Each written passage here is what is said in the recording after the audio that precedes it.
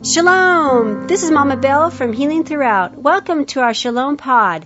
With our guest today is Anais Dervaes from the Urban Homesteaders in Pasadena, California. Anais is the eldest daughter and self-proclaimed Laura Ingalls wannabe. Of all the hats she wears on the homestead, the chef hat is one of her favorites. With over 7,000 pounds of produce coming in, Anais has to get a handle on all that food. Having the burden of cooking for the family, she keeps it all running well with an efficient hand. With the assistance of her sister Jardine, Anais runs the household and all the public relations that the business and nonprofit brings. She and her sister do a lot of crafting, knitting, cooking, and baking together, as well as handle the customers on their front porch farm stand. Let's give a wonderful online welcome to Anais. How are you? Thank you for joining us today on Shalom Pod. Thank you for having me. Pleasure being here. Wonderful. I'd like to get started this morning and talk a little bit about your urban homestead in Pasadena. Can you kind of familiarize us with how you guys got started and what prompted you into starting a homestead living basically off the grid there in the city of Pasadena? Well, yeah, good question. So, as you said, that I was born in New Zealand. So I was born in a homestead on the South Island, west coast of New Zealand. One of the population was one, and when I was born, we quadrupled the population.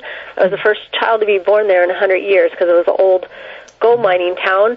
And then my father and parents came back to the States because I was the only grandkid, and then came to Florida and had 10 acres there. My dad was a beekeeper. We had a large garden, goat at one time, bees. And then he came out here 30 years ago to go to theology school here in Pasadena. And so we just brought, he and then our family brought our countrified ways with us. So it was not that we started something, it was always our lifestyle in a sense, and we just brought it into a more urban atmosphere here in Pasadena and just tried to do what we could with what we had here in a little plot in Pasadena. And we're smack dab in a city. People think it's a large place, but it's only 66 by 132. We have neighbors. We're surrounded on three sides by a private school. We have a 11-lane freeway running behind our house, behind our house in the school. And then there's 11-lane freeway right off of Orange Grove, which is sort of a 6-lane thoroughfare through Pasadena. It's one of the big arteries through Pasadena. So we're right next to Old Town, where the Rose Parade goes down on Colorado, and just a stone's throw from the Rose Bowl. You could hear, concerts and games being when they have that. So we're really, really urban. Surprisingly, people don't know how urban we are, but it is. So let me ask you, with that being said, you guys are in the old part of Pasadena, so you guys are grandfathered in regarding city codes and all that kind of stuff to be able to do what you guys do, correct? Well, yes. Actually, Pasadena has it was an old farming town. It was settled by some folks from Indiana in the 1800s. Our house was built in 1917, and a couple our houses on this block 1896. So it's a very old part of town, one of the original neighborhoods. And Pasadena, lucky for us, and it's been a blessing that they, it is like Orange Grove. They had orange groves. They had ranches here, so they sort of haven't outlawed anything except for swine and roosters. So you're allowed to have chickens. Of course, under restrictions like from your neighbors and how many you can have. But Pasadena allows every animal except swine and roosters. And we are also blessed that Pasadena is very progressive in their outlook of the city planning. They have a 20-point goal plan for the city to make it more sustainable. So they've, encouraging people to install solar, which we did and got a rebate for that. They're encouraging their residents to put in, take out their lawn, which they'll pay you $2 a square foot, to put in more drought-tolerant or edible landscaping. They also have great laundry to landscape workshops. So it's a very progressive city to live in, and it's really been a blessing for us because we're sort of walking on the same path with them and not, bumping heads. So it's been sort of really nice to have such a progressive city. Yes. Not, look down and, outlaw anything. So Pasadena is really, really trying to be a more sustainable, greener city. And so we're happy to be a part of that. Now, as I was talking to you briefly last night to get this little podcast together, you had mentioned that you're working on your neighbor's property to kind of start what you guys have already kind of been doing for years over there in Pasadena. Is that correct? Yeah, we're actually Awesome. doing a couple things. One of our volunteers purchased a property 2 doors down and helped her transform her home into a homestead. It's taking out her lawn. We rescued some chickens that people weren't able to take care of, put them over there, taking her back studio and making it into a community, space that people can come and meet and use the facility. And then with the school that's surrounding us, we have an after-school farm-to-table program with them. So, and our neighbors come, a couple of our neighbors are Farm Box subscribers. So it's a real community effort. I mean, we're one of the, I guess we've been here 30 years. We're, I think, 1 out of 5 families that are still here on this block. So it's gone through a lot of transition since we moved, more gentrified and stuff like that. But, we're still here, and we like our little street. It's sort of kind of a lost street of Pasadena because it's, cut off by the freeway. So it's quiet, and we enjoy living here. So. Now, with the new word now, everybody is homesteading, or they're prepping, or they're kind of preparing for the times that we're heading in. And as a believer, and I would bet you would also agree on this, is that we are kind of heading into some times that are going to get really tough. And whether you know the Lord or not, it's expected because things are just kind of going crazy on all ends, if I could say that so loosely. So do you encourage this kind of lifestyle, sustained living off the grid? I know that you and actually your sister and I believe have talked in the past about doing the oilas and incorporating those into your garden and not to rely on the city water per se, doing gray water, catching water. So do you encourage, especially in the times we're living in now, to live this kind of lifestyle? Any encouraging words on that note, or not, or what? Yes, I think, it is getting, you can just see the news and the weather and patterns are getting more extremed. So, something is definitely changing.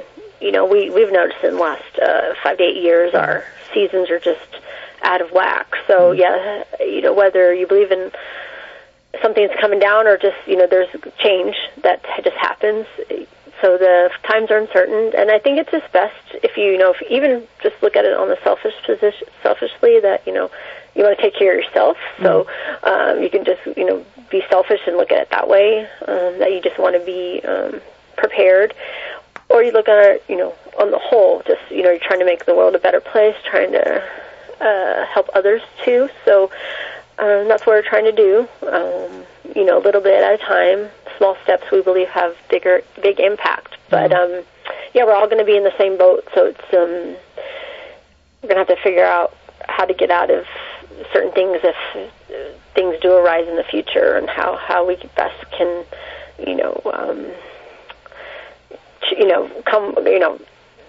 come face with the challenges and see how we can get through that. So. Well, I like the way you said that it's not about us, is it, Anais? It's about other people, and you guys are very, very hands-on involved with the community in helping them out to be sustained and to teach them how to garden and homesteading and so on and so forth. So that's wonderful. I hats off to you twice over, girl. I wish we could do more. So we're only family and we've had there's so many requests. It's sometimes overwhelming. It's you want to do everything, but we have to homestead too, and it's like we have to continue taking care of our animals and taking care of our garden, and it can get overwhelming at times to do so much outreach, and then you realize, wow, I haven't done this or haven't done this chore in a while. So it's a challenge to juggle both, but we do our best. Yeah. Well, we understand that. We ran a cooperative up here for about 8 years called Bountiful Harvest. We are now learning how to I'm not even a farmer. I just call myself a city dweller, homesteader in the desert per se. But we have goats and chickens, and we are looking into, kind of advancing our little area. And it takes a lot, because when you do things for the community, as we do also, and you're also taking care of your own land, you can get pulled in many different directions. And exactly. Sometimes it's very stressful, and the joy of it sometimes gets robbed away because you're so inundated with helping people that your own family life kind of gets pushed back, and that's not really how it's supposed to be. But you learn to find that balance in all things. Yes, and hence that's why when can bring that in here. The Sabbath is important to us because it forces us to take a time out, step back, and not be, get off the 24/7 treadmill and take time out for ourselves and take time out to renew and refresh ourselves for the week ahead. So I think a Sabbath is an important part of what keeps us going, even though, we get to the end of the week and we're like, wow, I don't know if we can do any more. We're just so, and then, Sabbath comes, and then, what do you know, Sunday comes and we're right back at it. So speaking of that, just on that note, what brought you guys into the Sabbath? Are you guys Jewish? Are you guys Seventh-day Adventists or Messianic? Or may I ask you how that was incorporated into your lifestyle? I was born keeping the Sabbath, so actually it was my father's decision. He came to that when himself in the 70s, and joined the church that kept the Sabbath. But no, we're not Jews nor Messianic, but we're believers in Jesus Christ, and we believe in the Sabbath and the Jewish we observe the Jewish holy days. So it's our, I guess, not pegged in any religion per se. So.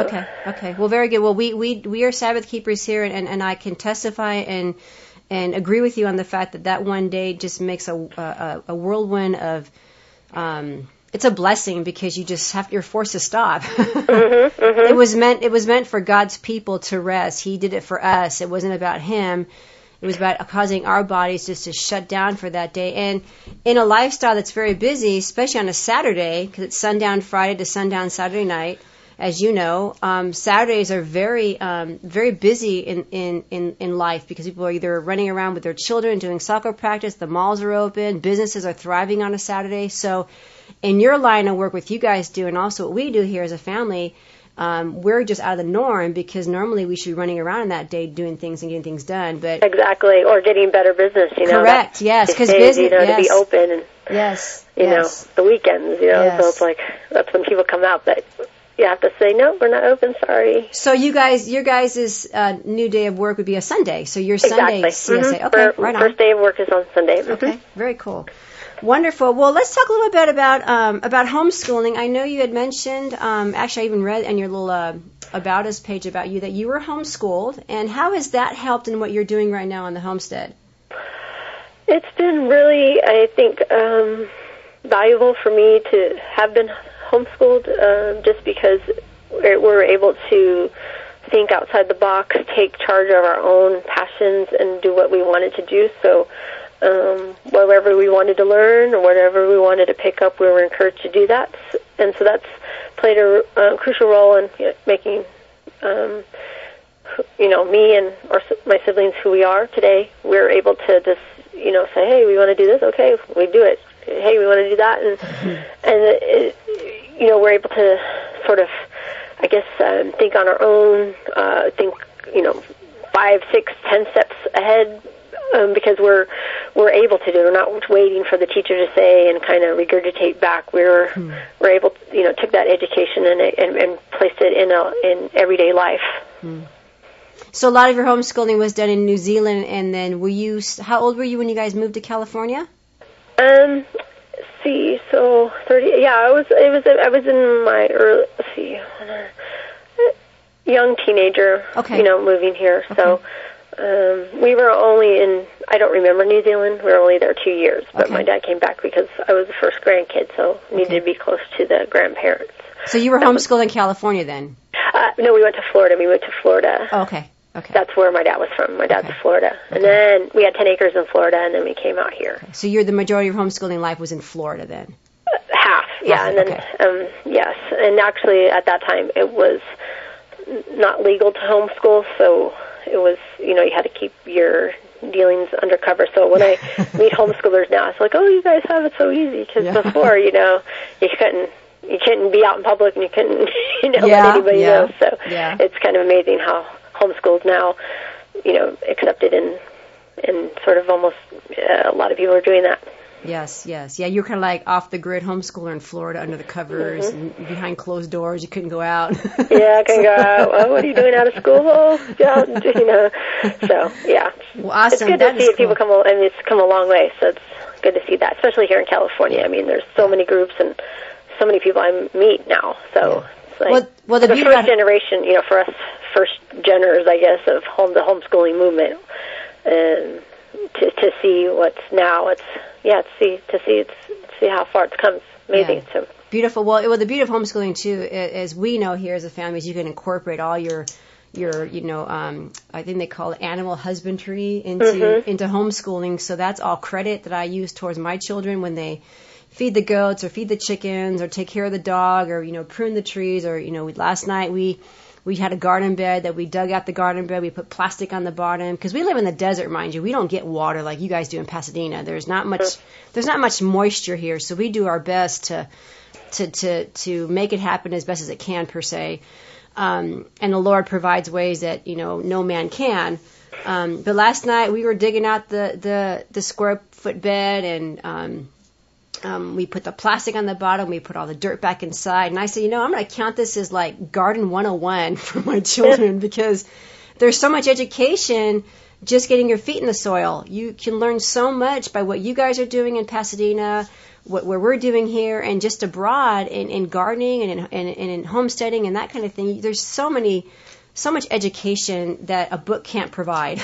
No, exactly. And so that's why about a year or so ago we call the 3H Club. It's Homeschooled Homesteading Helpers. So we have some preteen homeschoolers that we've gotten to know, and they come here and volunteer. And the parents have said that they get so much education coming here that they've seen a difference even in their kids, that the passion to learn about things. So just the hands-on approach, and they're taking it into their homeschool studies at home. So awesome.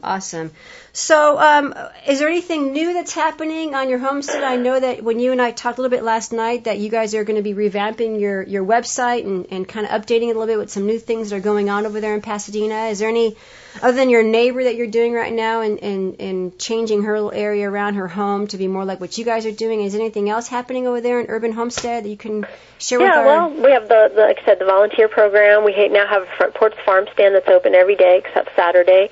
So our front porch is turned into a little farm stand. We have a farm box program too, now going on its second year, where people can subscribe and get a weekly or biweekly farm box and they can customize that and add on things that from local food artisans. We have a local granola lady who contributes. We have a local bread lady who makes bread. So more of a cooperative effort in providing good food to the community. We take EBT, so our farm stand takes EBT, and the events too. So our online calendar, we have a weekly workshop of from canning to fermenting to kombucha to kefir making. So we're doing that in the after-school farm-to-table program. We have food and music events. We have farm dinners. So we're really busy. I think you can probably find more of the happenings on Facebook now, and then we'll hopefully revamp our website to include all the new stuff that's going on. Well, why don't you go ahead and just, if you wouldn't mind, announcing your website to our community here. Sure. It's urbanhomestead.org, and then we're on Facebook at Urban Homestead. So it'd be Facebook/Urban Homestead, and then we have a YouTube channel /Urban Homestead. So you can find us that. We have some videos. And we're also starting to live stream our workshops. We're trying to work on that to get a broader audience because we have a worldwide audience. It's kind of amazing to get, emails, and they're coming from all four corners of the world. And so it's not just a national, it's a worldwide.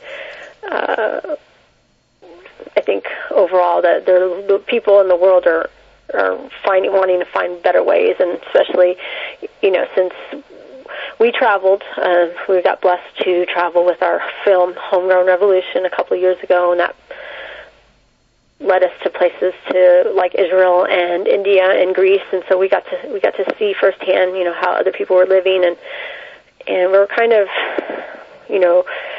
unsure of why we're going to tell people who should be doing this, how to live sustainably, but they really appreciated us being there because they said, we're often told the West is best, and you have to have this and you have to buy that, and here we are, Americans saying, no, you don't necessarily have to do that. Stay with your culture. Stay, sustainable. Stay down to earth. So, and I think people are, finding that out too as Western culture, infiltrates their own culture. It's not necessarily what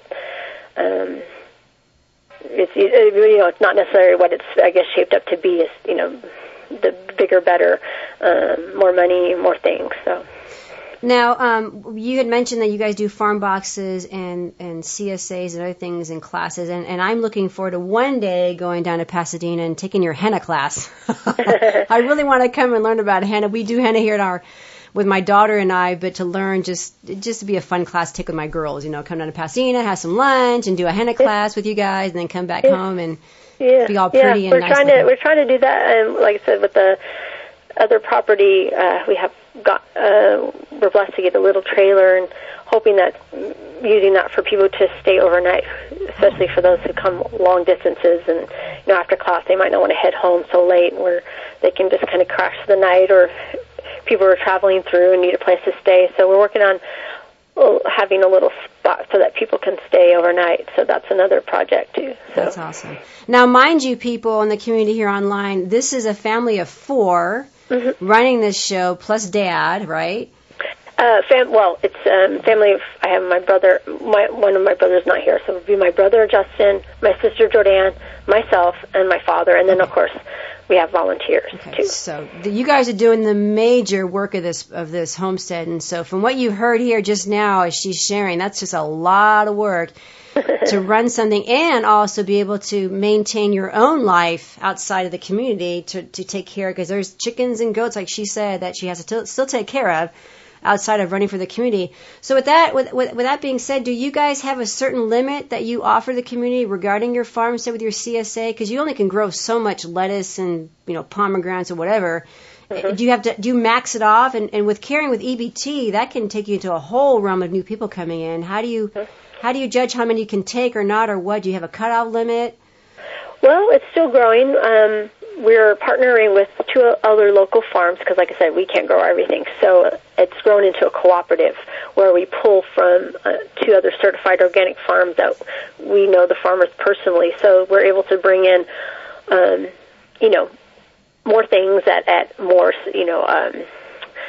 stable. So it's not, when we grow something, we might be a while till we get it again. So we have to reach out to and support other farmers too. So it takes a community. So this is a community effort. It's not just all on us too. So yeah, that is very true. To do it on your own, you wouldn't be able to. I know when we ran our co-op, we depended on a few of the farmers up here in the high desert, which were limited. And then also going through a wholesale distribution that we got organic certified produce. And so we were able to get, as many people as could come on through. We weren't limited per se, but I can understand that you have to go out of your box to be able to provide. Wonderful. Well, let's tie this up with one more question, if I may ask. Can you give us any words of encouragement or any words of wisdom? That was a good note. My husband said words of wisdom regarding how someone starts doing what you guys are doing. Maybe not at the scale that you guys are at, but just starting out. They're city dwellers coming into a home where they're thinking about getting chickens, and they want to branch out and getting goats. How do you just start from nothing to something? Yeah, good question. So when people see, what we've done, I have to keep reminding them this is a 30-year process. This is a 30-year effort. It didn't happen overnight.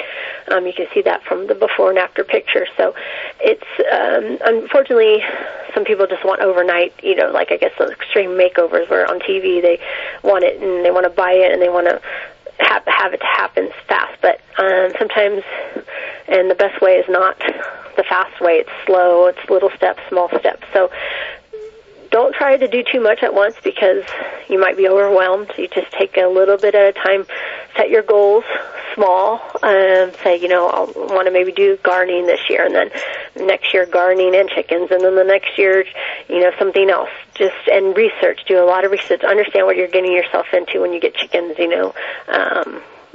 There's going to be possibility of death. There's going to be possibility of sick chickens, and so can you handle that? So start asking yourself questions. It's not just, I want to have, because unfortunately we see so many people dumping off chickens and things at the Humane Society because they realize it's too much and too involved to have that sort of thing. So research, read, understand what you're going to have to take, because it is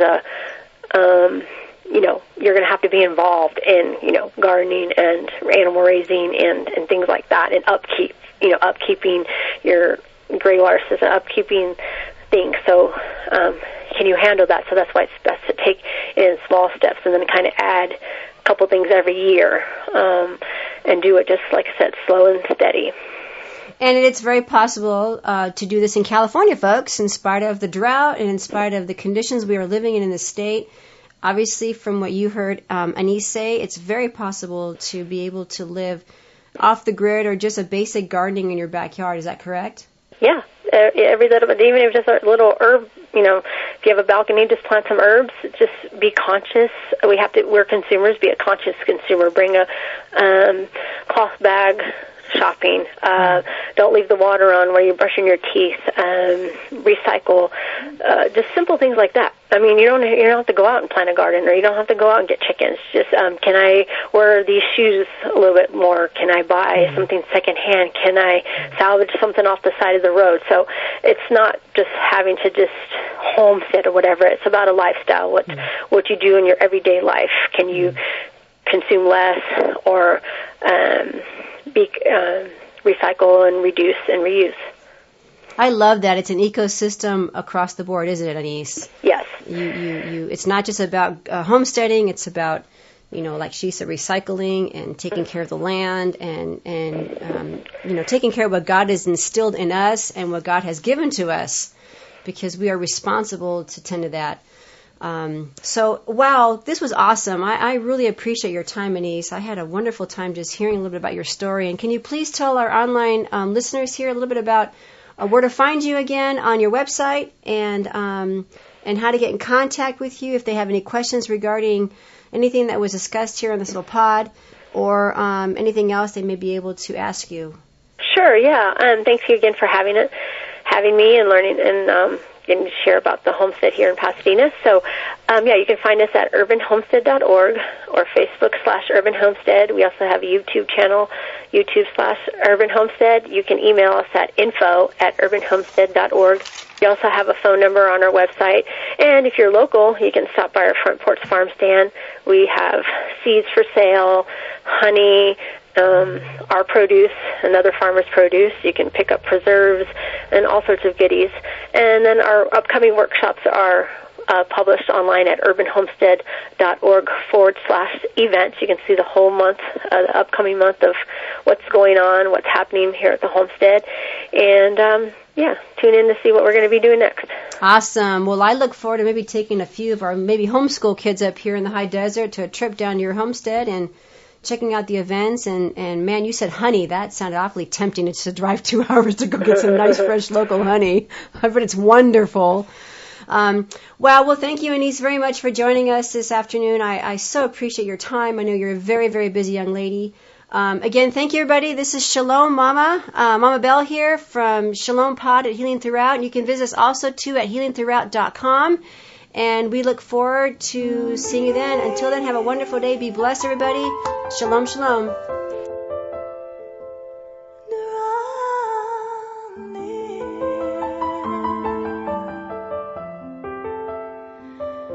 Jesus, draw near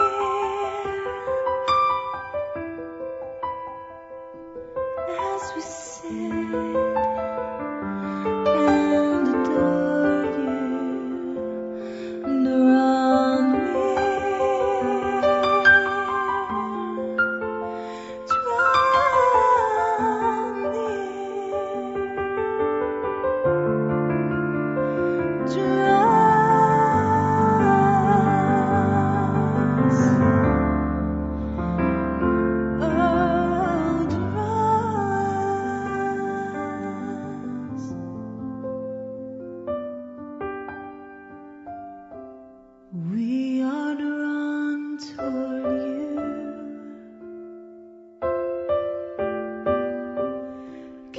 captivated by your beauty.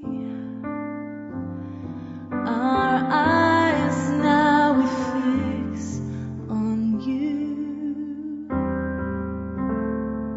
that we may gaze on your lovely face.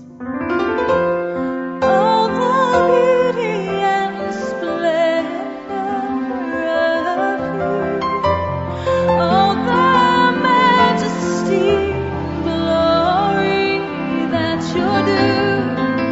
Oh, we are consumed with love for you.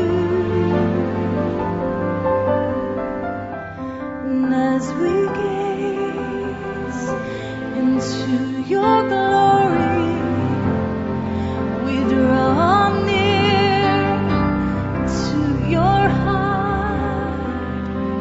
We ask you now to come.